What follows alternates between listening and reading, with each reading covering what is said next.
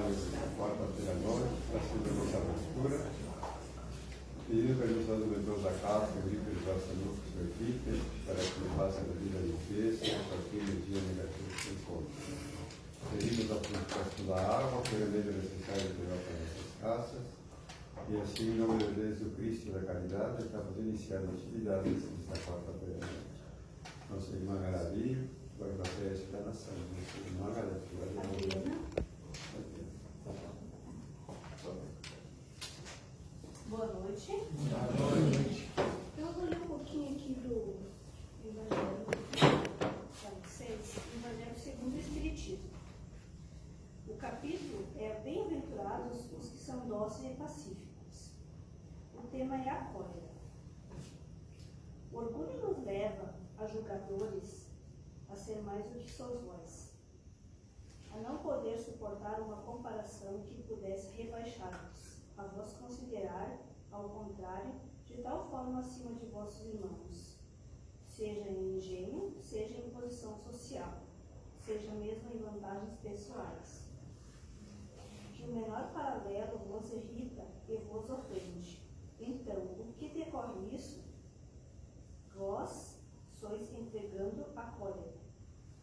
Procurei a origem desses acessos de demência e passageiro, que se tornam semelhantes à besta, fazendo-nos perder o sangue frio, a razão.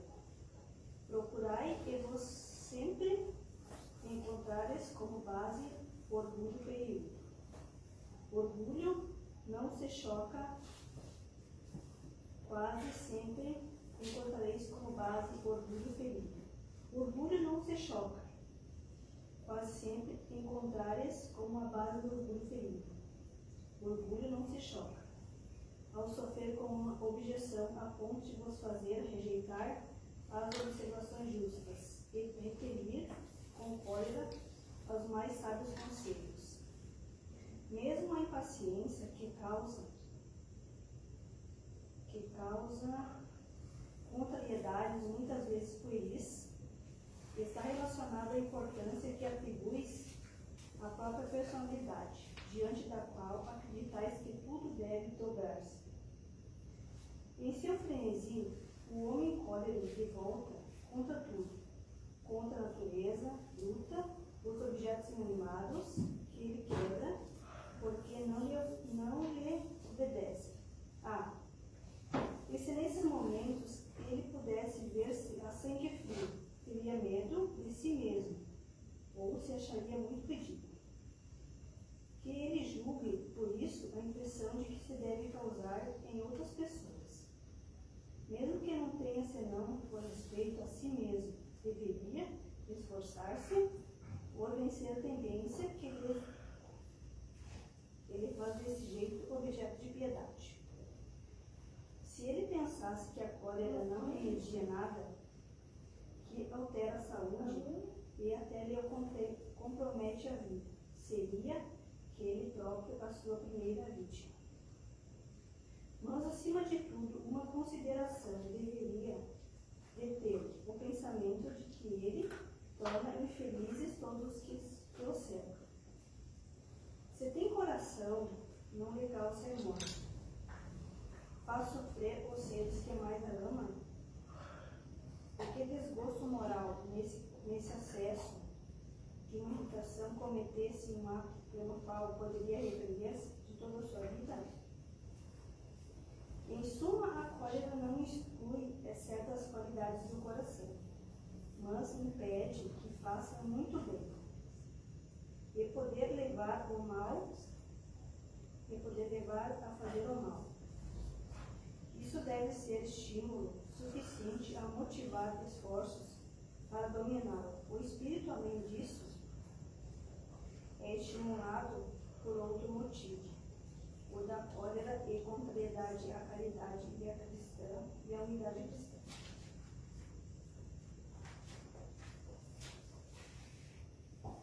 Segundo a ideia, muitas falsa, de que não se pode reforçar nessa própria natureza. O homem julga-se disparado de fazer esforço para corrigir os defeitos,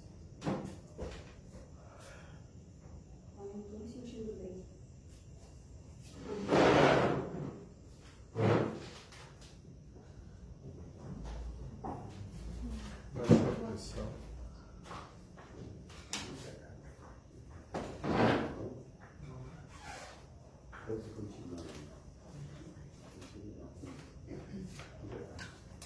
Pode falar.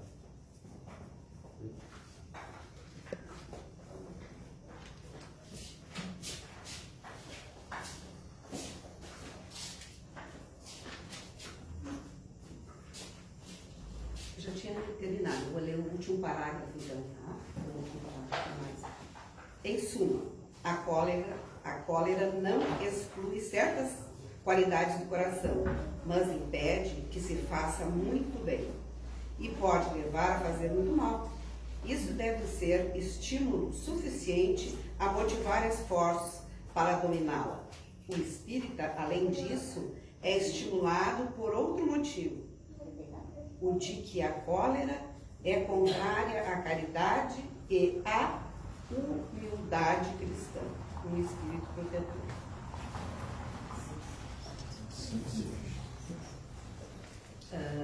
Boa noite, meus irmãos. Vamos então iniciar a explanação da noite de hoje. Quando a gente vem, né, quando me convidam para fazer uma fala, que eu digo, né, a gente vê cada pessoa que vem aqui vai ver assim o que mais lhe toca. E tem uma coisa que eu vim para casa e não conhecia, o Eurípides Barçanufo.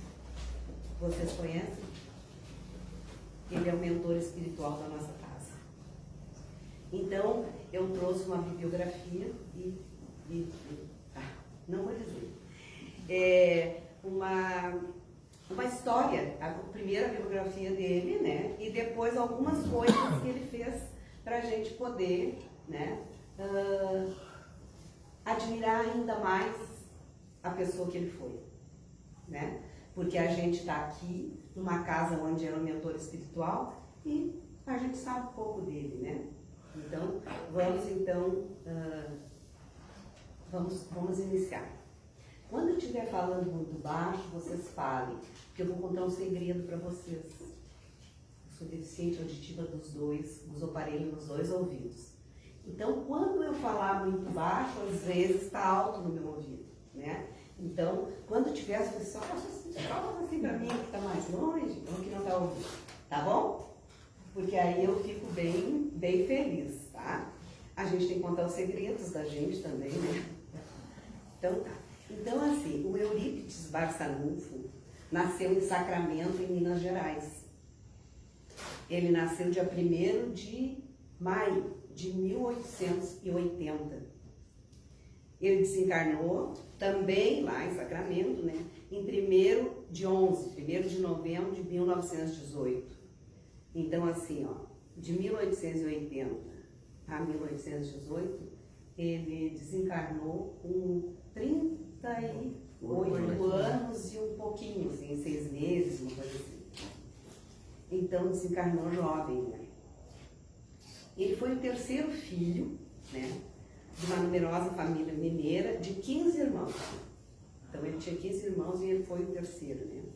Sua mãe era o centro de sua atenção e, por sofrer ansiosa enfermidade, com crises periódicas, constituía para ele uma preocupação desde pequeno. Ele era pequeno e já se preocupava com a mãe dele, né?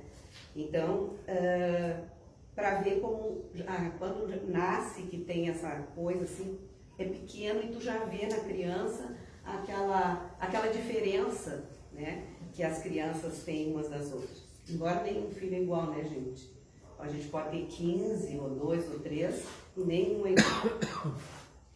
O nome do pai dele é filho de Hermógenes Ernesto de Araújo, e o apelido dele é Seu Mojico, do pai dele. E da mãe era Jerônima Pereira de Almeida, e ela era Dona Meca. Nas leituras que eu fiz e nas pesquisas, né, eu já nem dizia o nome do seu Hermógenes, que eu achava muito difícil. Então, assim, o apelido dele já ficou Seu Mojico. Então, quando eu olho, que eu vejo o pai dele, Seu Mojico, na minha cabeça, porque é mais fácil e a impressão que dá é que é um apelido, mas parece que é carinhoso, né? Mojico. Bem, nascido em berço católico, batizado na antiga igreja matriz. Padre Manuel Rodrigues da Paixão que batizou, né? E a infância dele e a juventude foram de pessoa religiosa, cumpridora das suas obrigações para o catolicismo e seguia com devoção, né? Tudo que ele fazia bem feito, era católico daqueles bem católicos. Aluno do Colégio Miranda, em Sacramento, que lá se instalara sob a direção do professor João Bergin, de Miranda, e do professor Inácio Gomes. Ele tornou-se brilhante aluno. Tá? Desde cedo, ele auxiliava os professores, né, na sala de aula. Sabe aquele que fica ali, o professor ensina e não aprende, e quem é professora que sabe, que é aquele que aprende mais, vai lá e fala, assim, ó, né? Vai explicando, né? Então ele fazia isso com a classe. Quando os alunos não entendiam, né, ele já ia para lá para ajudar o colega, né? E explicando as matérias, então, os colegas da classe. E ele foi promovido a instrutor da turma. Então, assim, imagina, jovem já, assim, todo, né, fazendo um trabalho, né, vamos dizer assim. Tornou-se amigo de Ormênio Gomes, que veio a residir em Sacramento. E trouxe consigo uma vasta biblioteca de livros homeopáticos, o qual teve acesso e absorveu vasta informação. Então, assim, ó, ele é autodidata, né? Ele era daqueles que pegava qualquer livro, qualquer coisa, né? Qualquer livro ou qualquer assunto e se interessava, ele ia à frente estudando aquilo, né? Aos 21 anos participou da fundação do jornal semanal Gazeta de Sacramento como jornalista. Ele tinha, na verdade, a esperança, né, que o povo melhorasse culturalmente, melhorasse com as informações, então ele foi para o jornal. E eu fiz mais ou menos a cronologia, assim, né? Às vezes a gente vai ver que é um pouco antes, um pouco depois, mas... Em 1902, ele fundou com seus antigos professores o Liceu Sacramentano, onde passou a lecionar diversas matérias. Então, o Liceu Sacramentano era uma escola. E autodidata, como eu já disse, né, adquiriu conhecimento de medicina e direito, além de outras matérias, filosofia, matemática, ciência, físicas e as ciências físicas e naturais, né? Literatura, mesmo sem ter cursado o ensino superior. Tornou-se líder, né, na sua cidade por seu trabalho no magistério e na imprensa. Elegeu-se vereador, né, por insistência do seu Mogico. Seu Mogico queria um filho vereador. Por quê? Porque ele dizia para o filho, os argumentos que ele usou com o filho foi assim, ó,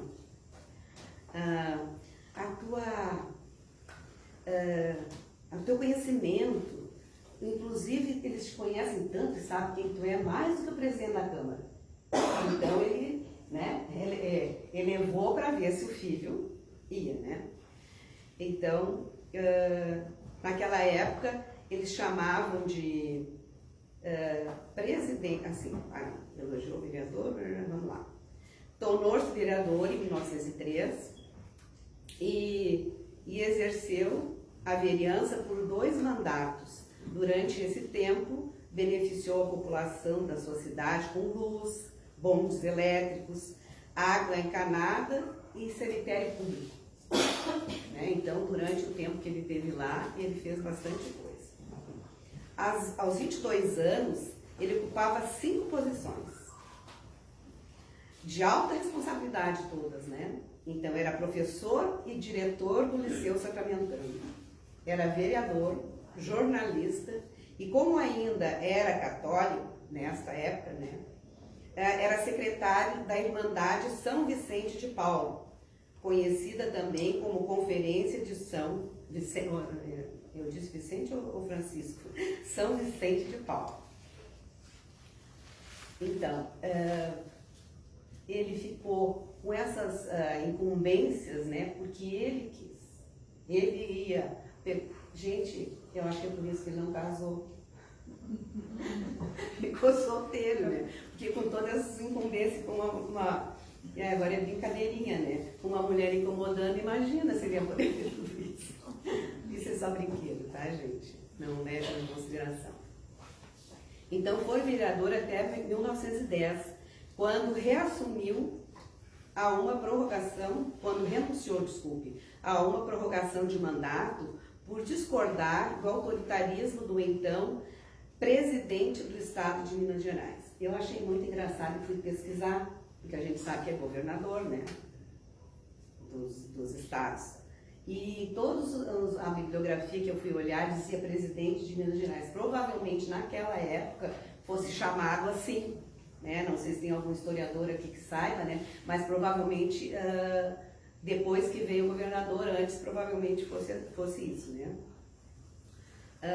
Sua vida se manteve nesse ritmo até os 25 anos de idade, de 1905, quando a espiritualidade marcava seu encontro com a doutrina espírita.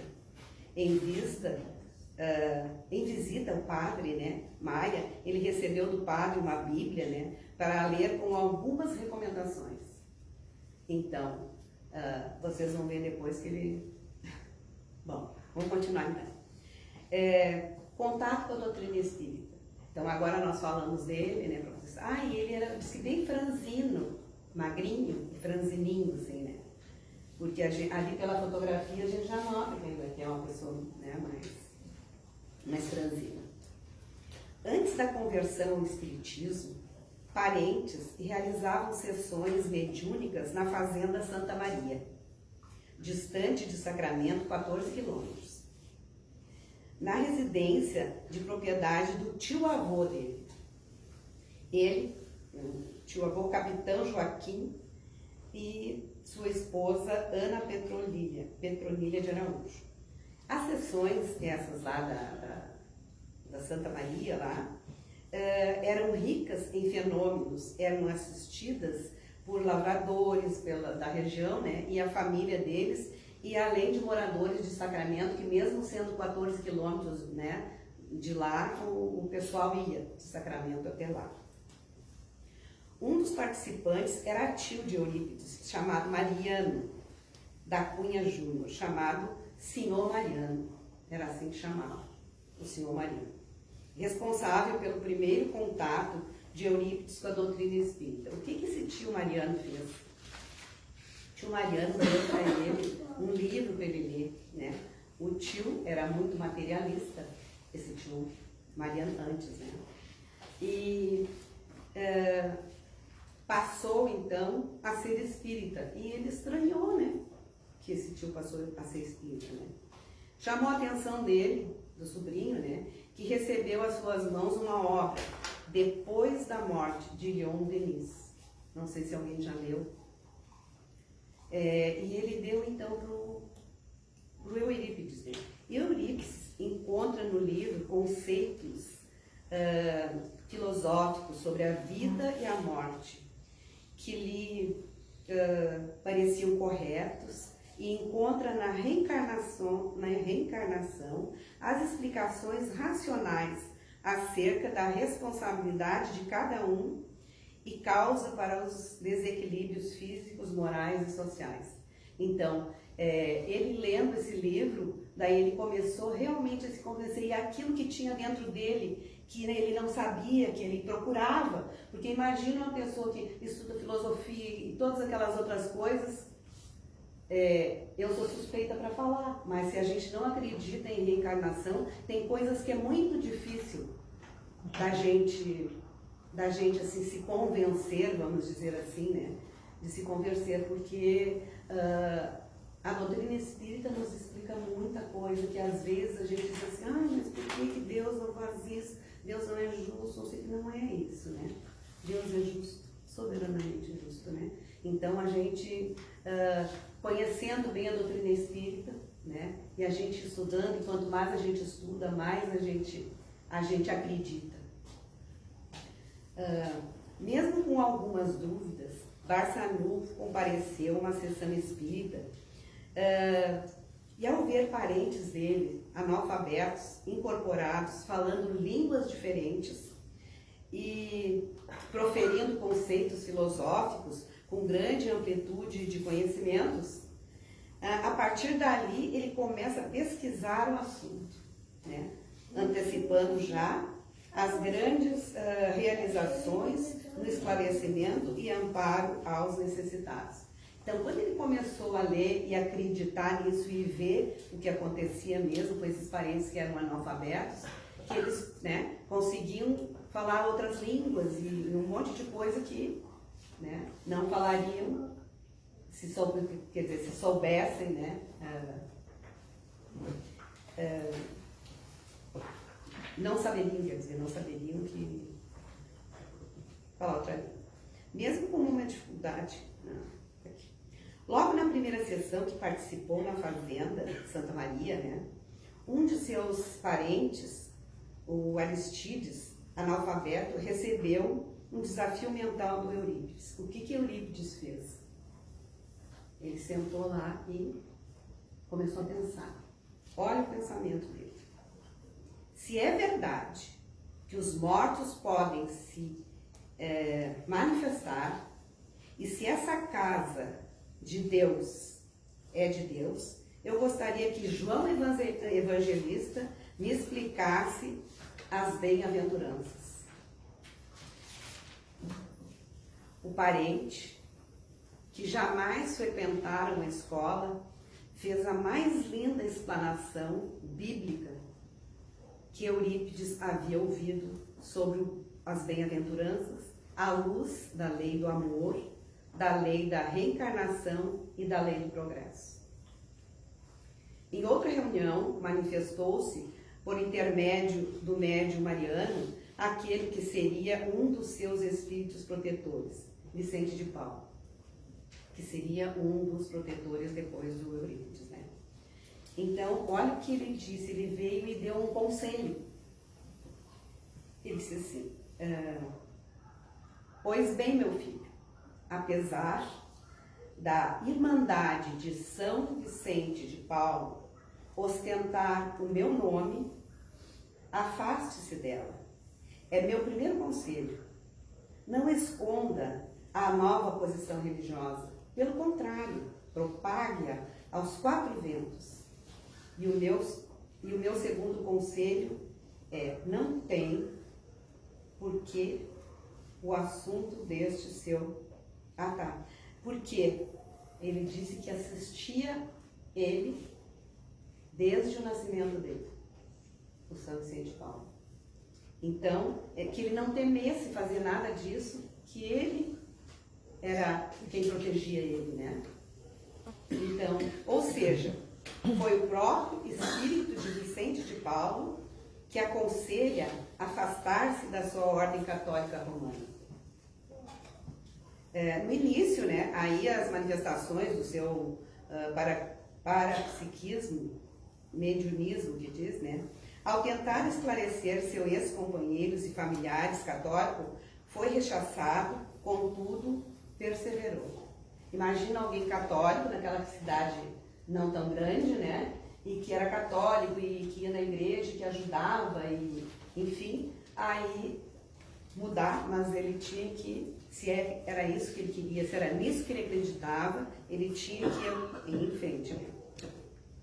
Ele chegou a pedir perdão para o tio Mariano, né, aquele tio que era médium lá, por ter ridicularizado anteriormente quanto à fé espírita do tio, né? Ele se desculpou, porque aí, quando ele começou na doutrina espírita, ele viu que realmente o tio tinha razão. Um dos que uniram os trabalhos da Fazenda Santa Maria foi Frederico Peiró, espírita e imigrante espanhol, que então residia em Uberaba, conforme relata uma neta dele, né? o qual teve origem ao nome de um bairro. Tem um bairro lá que é Peirópolis, né? Levou o nome desse, do Frederico. Ele era espírita, espanhol espírita. Ocorreu uma transformação na sua vida. Mudou-se da casa de seus pais, despediu-se do padre Maia, jamais erguia a voz contra seus oponentes ferrenhos, notadamente os padres, né? Que vinham das igrejas vazias, que até nos domingos, né? Mesmo aos domingos, o que inicia uma campanha contra o médium. Então, o que aconteceu? Os padres revoltados, né? Porque não aparecia ninguém, principalmente aos domingos, que normalmente domingo todo mundo ia à missa, né? E aí começou a esvaziar a igreja. Então, aí eles começaram uma perseguição contra o médium, né? Nesse interim, fundou o Grupo Espírita Esperança. Então, assim, nesse interim, o que ele fez? Fundou o Grupo Espírita Esperança e Caridade, em 1905, onde além de realizar reuniões mediúnicas e doutrinárias, também prestava auxílio aos mais necessitados. Isso foi uma coisa que ele sempre fez, né? Vocês vão ver o que ele fez. Ele instalou nesse lugar também uma farmácia homeopática, com os livros que aquele amigo lá que ele tinha, que eram os livros da, né, homeopático. O que ele fez? Formou essa farmácia. Então, eles chamavam assim, ó, denominada pelo povo, a farmácia do seu Eurípides, né? Então, eles diziam, vamos na farmácia do seu Eurípides, o pessoal de lá da coisa, ou então, né, do seu Eurípides. Então, agora eu vou falar sobre a fundação, então, do colégio, tá? Com a conversão para o Espiritismo, as coisas do Liceu Sacramentano era a escola que tinha antes, né? Com isso tudo começou a esvaziar, porque aí ele, né, virou espírita. O que aconteceu? Ficou difícil, os alunos rareavam, não iam, provavelmente os pais não deixassem, né? Os móveis foram recolhidos e o prédio foi requisitado pelos proprietários. O que ele fez? Será que ele ficou parado? Conforme relata Carina Ribeiro de Mello, no auge do desalento, Eurípides recebe a visita de um espírito de alta envergadura, mas repele-o, imaginando que esse estado de desespero dele não atrairia senão um espírito mistificador. Mas o visitante insiste, deixa o médium inconsciente e escreve por seu intermédio. Então, assim, a resistência dele, né, foi grande, porque como ele estava num momento, e a gente sabe que quando nós estamos com um momento ruim da nossa vida, qualquer coisa que às vezes a gente vai fazer, a gente pensa, vai dar errado, porque tu não está bem, né? A gente não está legal. Então, quando tu está legal, é diferente. Agora, se tu, né? E é isso que ele pensou, que aquele momento dele não era bom, como queria receber? Mas olha o que ele recebeu. Aí, o que fizeram? Deixar ele com o médium inconsciente para poder assim, meu filho, não feche a escola. Apague o nome Liceu Sacramentano, que guarda resquícios da vaidade humana, e coloque Colégio Allan Kardec. Dê aulas de evangelho do meu filho. Quem será, né? Às quartas-feiras, e monte um curso de astronomia. Repetiu. Monte um curso de astronomia. O novo colégio terá a proteção do meu manto de amor. Maria, serva de Deus. Por isso que foi insistido, para que ele recebesse. Imagina, né, a grandeza do que ele era, né, para receber então o Espírito dele de Maria. Em 31 de janeiro de deixa eu pensar no tom. Estou me estendendo bem rapidinho aqui. Em 31 de janeiro de 1907, cria o Colégio Allan Kardec, onde os alunos receberam aulas de Evangelho de Jesus à luz da doutrina espírita e ainda de astronomia, como foi pedido, né? Além de ter a função de diretor do colégio, ele ainda ministrava aulas de matemática, geometria, trigonometria, ciências naturais, botânica, zoologia, paleontologia, português, francês, astronomia, inglês e castelhano. Tudo isso ele ministrava aulas. Bassanufo, na orientação pedagógica, na verdade, assim, o que aconteceu? Ele seguiu uma linha, não aquela que tinha naquela época, que era da palmatória ainda. Né? Ainda era, os alunos eram castigados com, né? Dá a mãozinha aqui, você errou, né? E aí ele seguiu o Pestalozzi, mesmo sem conhecer, seguiu a pedagogia, no caso do Pestalozzi, né? Que é assim, não só ser professor, né? Mas também ser amigo dos alunos, né? E não apenas mestre, né? Não impunha castigo, numa época em que então a palmatória era usada ainda. Não se limitava a transferir conhecimentos aos alunos, mas educar no caminho do bem. Junto com os jovens da escola, ele criou a Associação dos Amiguinhos dos Pobres. O que os alunos faziam? Pegavam na casa deles, nos parentes, em tudo quanto é lugar, assim que eles podiam, né? Doações de frutas, livros, objetos, e aí eles iam, aos sábados, eles se juntavam e iam distribuir para as pessoas que precisavam. Então, os alunos ali já criaram, naquele ambiente que estudavam, né, essa coisa de ajudar o próximo, né, porque a gente sabe que a gente só recebe a ajuda de Deus quando estiver ajudando o outro. Quando a gente ajuda o outro, a gente sempre recebe, com certeza.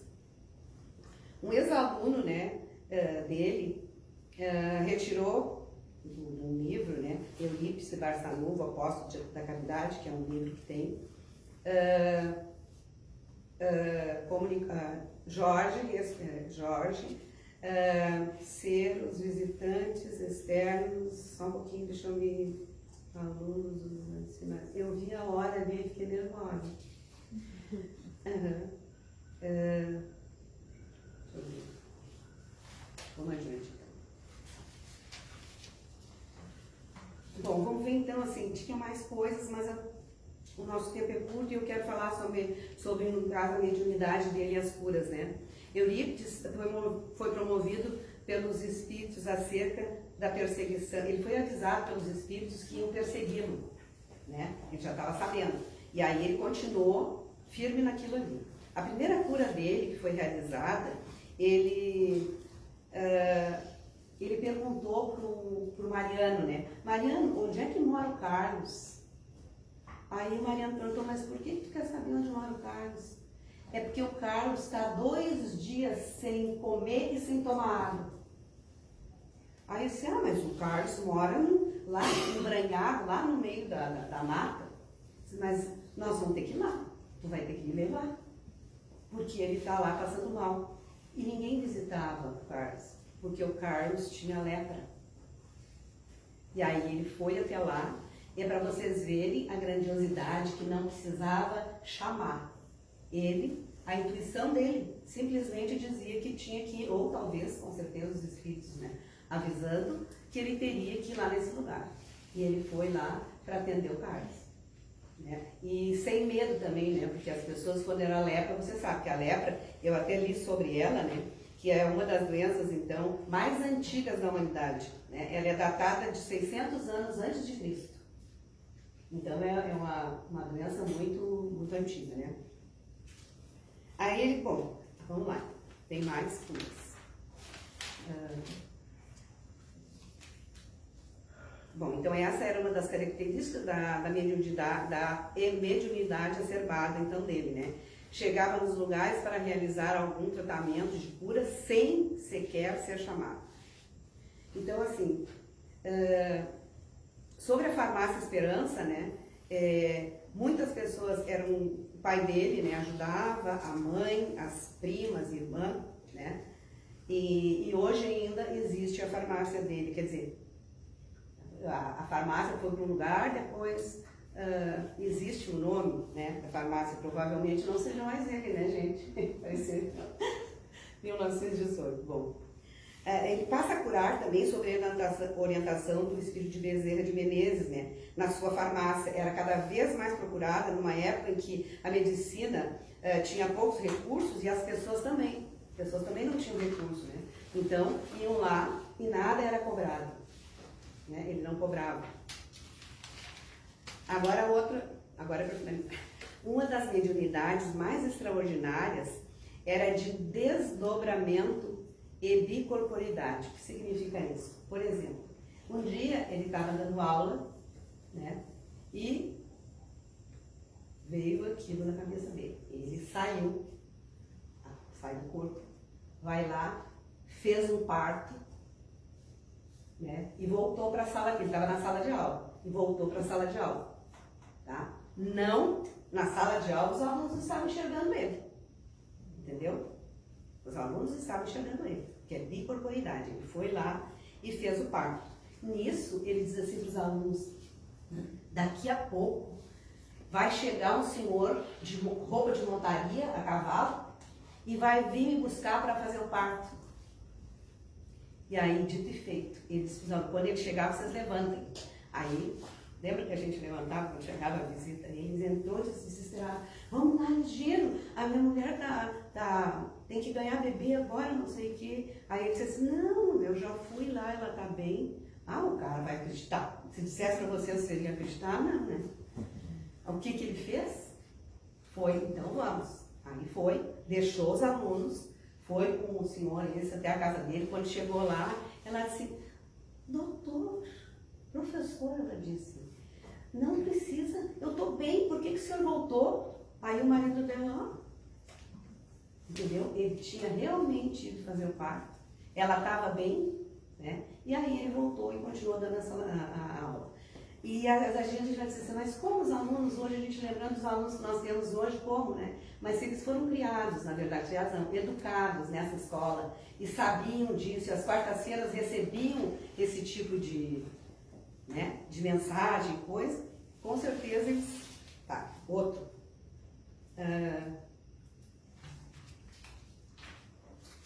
Outro assim também, ele com parto também, é um desses, como é que chama, coronel, lá para aquele lado, né?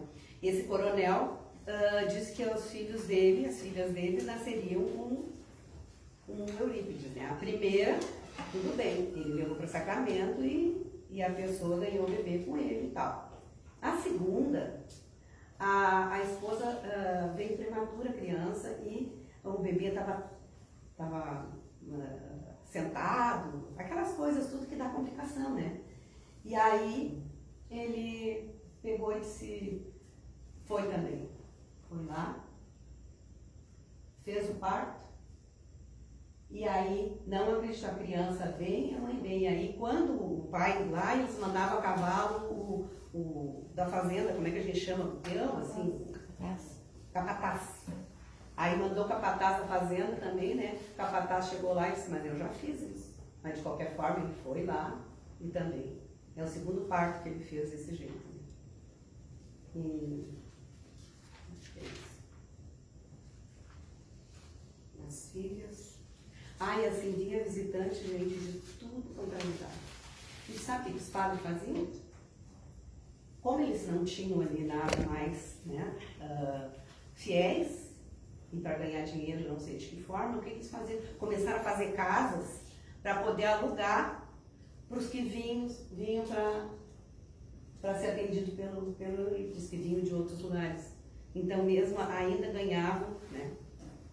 E assim, diversos fenômenos, então, aconteceram, né? As perseguições, tudo. E gangrena, as pessoas estavam com gangrena e ele curava. Mas, enfim, ele morreu com 38 anos da gripe. A gripe espanhola, A gripe espanhola. Então, a mãe dele ficou viva. Ele não. Ele foi. Ele nunca teve medo, nunca nada, né? Então, provavelmente a missão dele foi cumprida, né? E aí chegou a hora de... Então, diz que ele foi um dos médicos mais, assim, Uma palavra, São Júlio. Hã? Aclamados? Isso, né? Mais Esperados, de repente. Isso. Então, diz que, assim, melhor, na verdade, ou comparando, o Chico Xavier comparando, né? Inclusive, ele fez algumas psicografias, o Chico, né, dele, né? Ele tem algumas coisas. Então tá, gente, eu não falei a metade, mas eu sei que vocês têm compromisso, né? Eu quero agradecer a paciência de vocês. E muito obrigada, uma boa noite, fiquem com Deus. E vocês agora conhecem o nosso, quando a gente falar do nosso mentor espiritual, vocês já sabem que independente de qualquer coisa, quando vocês entrarem nessa porta aqui, vocês já estão sendo curados, né? Às vezes, a gente está com aquela coisinha assim no peito, né? A gente chega aqui, volta para casa leve. E espero que vocês todos voltem leve, com Jesus no coração de vocês. Muito obrigada.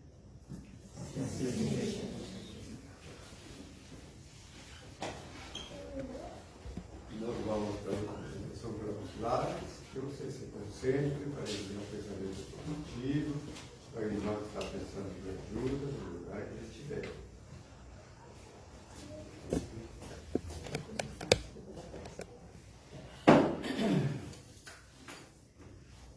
Neste momento,